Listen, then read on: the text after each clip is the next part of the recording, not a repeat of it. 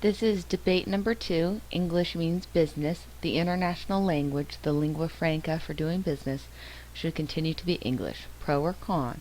This is round number 2, and this is Hilary Chiramelli doing the con side of the argument. I think when we're speaking about the English language becoming the international language of business, what we're really afraid of is the loss of other heritage languages in the new global economy. As the Karen Johnston mentioned in her con article, non-native English speakers and companies should not be language submissive. Linguistic diversity is worth fighting for. I agree with her, and I also think that there is something to be said for the fact that language has a pretty profound effect on developing brains. In a 1987 study and article by Elizabeth Webb, The Effects of Second Language Learning on Test Scores, Intelligence, and Achievement, she mentioned a large-scale study conducted by Eddy in 1981 concluded that students who study foreign languages for longer periods of time did better on various SAT subtests and on tests as a whole than students who studied less foreign language, even when the variable of verbal giftedness was controlled. Cooper's own study of 23 metropolitan high schools in the Southeast revealed that students who take a foreign language in high school scored significantly higher on the verbal portion of the SAT than those who did not. Economic background, which was measured by the number of students receiving free and reduced lunches, did not affect students' performance. Even those who came from lower socioeconomic backgrounds but took foreign language performed basically just as well as their more fortunate peers. I think that goes to really tell you how much of an effect learning a second language has.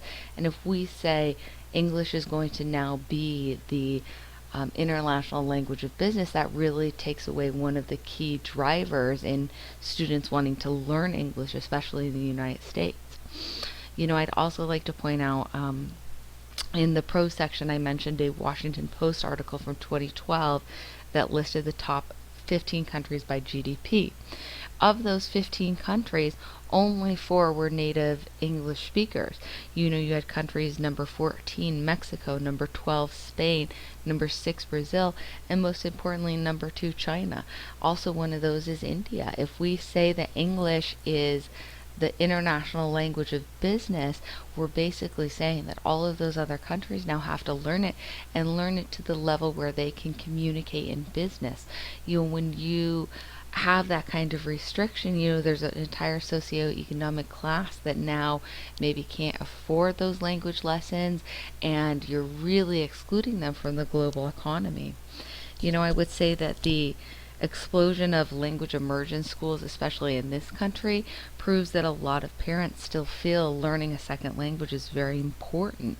The ultimate goal of a language immersion school is for students to become proficient in the target language in addition to English, and to develop increased cultural awareness while reaching a high level of academic achievement.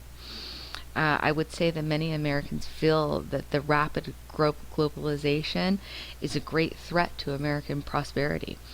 The burden of meeting this challenge rests explicitly on their kids.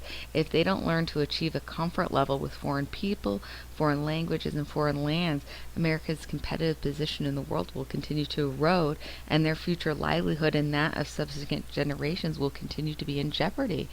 And we're not just talking about the globalization of economies and business, but of politics and conflict, of fashion, technology, and music. If we say that the English language is going to be the end-all, be-all in business, then we're really taking out the idea that that's an important part of our learning is not just learning another language, but learning about the culture and the history of that other country. Thank you very much.